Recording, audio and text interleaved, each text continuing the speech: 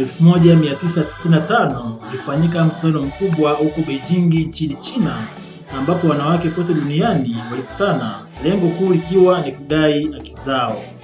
Na tangu mwaka huo kila nchi imejitahidi kuchukua hatua za kulinda wanawake hawa. Ni katika muktadha huo Jeshi la Magereza, ikiwa ni taasisi ya serikali ndani ya nchi, nayo haikubaki nyuma, kwani mwaka 2018 uongozi wa jeshi ulianzisha mtandao wa wanawake jeshini, lengo likiwa ni lile lile la kushughulikia masuala ya wanawake.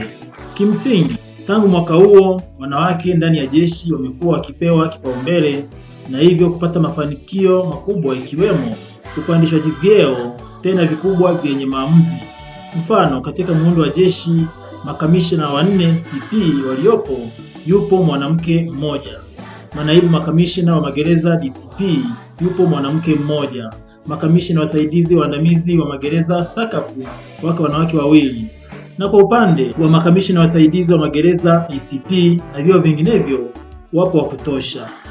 Si kupandishwa vyeo tu, bali pia wanawake hawa ndani ya jeshi wanasimamia nafasi kubwa, ikiwemo division, kitengo na sehemu, bila kusahau msemaji wa jeshi.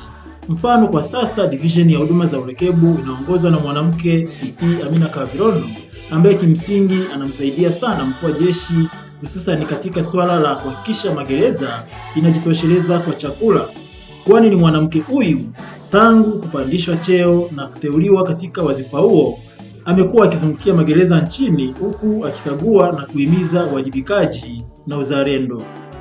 Pia jeshi limeenda mbali, ambapo mkuu wa jeshi kwa kutumia mamlaka yake anao wasaidizi wanawake katika nafasi za wakuu wa magereza mikoa na wakuu wa vituo vya magereza.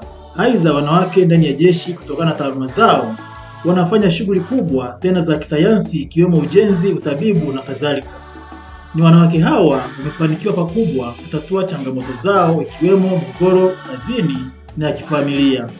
Mafanikio haya yanachagizwa sana na nguvu ya mlezi wa mtandao huo ambaye ni mkuu wa jeshi CGP Jeremia Yolo Mkatungu, bila kusahau mwenyekiti CP Amina Kavirondo akisaidiana na makamu wake, katibu, wajumbe na wanawake wote kwa ujumla.